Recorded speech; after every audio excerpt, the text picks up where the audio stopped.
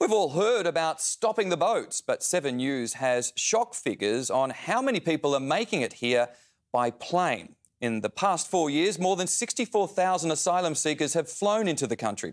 The figures surfaced as the Prime Minister toured flood-ravaged Queensland, promising help. In flood-ravaged northern Queensland, where once prime cattle country is now shrouded in the smell of death. I'm sorry.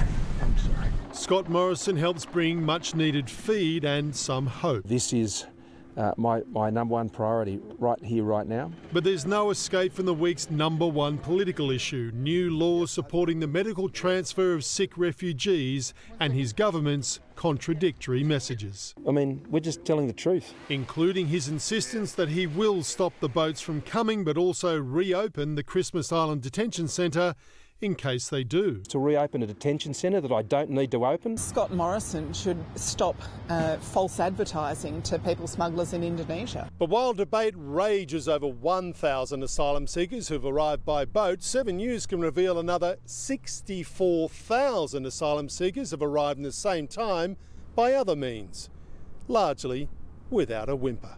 While 895 boat arrivals have been medically transferred in the past 4 years, 8,587 arrived by plane in 2014-15 alone, growing to 9,554 in 15-16, more than 18,000 in 16-17 and almost 28,000 last year. A total of 64,362 people arriving on tourist visas and applying for asylum. Most deemed to have no merit, but many remaining on bridging visas fighting in the courts. While the boats have stopped, it seems the planes are well and truly coming. Mark Rayland, 7 News. An Indonesian fisherman says he's ready to ferry asylum seekers across the Indian Ocean, claiming the resumption of Christmas Island signals Australia is open slather for people smugglers. But refugees have told Renee Henry they won't be jumping in boats anytime soon.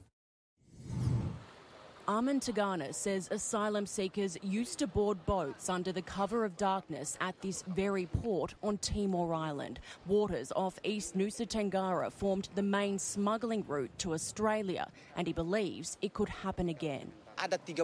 There are about 30 fishermen ready to go, he tells me. Go out and back, out and back. The medical evacuation bill passed this week will allow mainland treatment only for sick asylum seekers already on Manus Island and Nauru. But Mr Tagana believes the new law, and even more so Scott Morrison's reopening of Christmas Island, could be enough to spur Indonesia's people smugglers into action. It's up to his bosses, he says, and they monitor Australian politics closely. I'm ready. Ready even after he was detained for 3 months following his first so-called goat run in 2014. He still managed to get his 95 passengers to Australian waters before capture, resulting in a $10,000 payment to rebuild his home. And next time, if there is one, he wants more. But he'll need refugees to fill his boat, and those we spoke to aren't keen. The Australian government is not happy if somebody gonna go to Australia by the ship. Probably they're gonna deport back. Hundreds are stranded in hotels turned refugee centres. They've been here for years, not allowed to work, struggling on $100 a month and feeling hopeless, but still not willing to risk their lives. Refugees here are instead pinning their hopes on a change of Australian government. They believe Labor is offering them a glimmer of hope at a brighter future.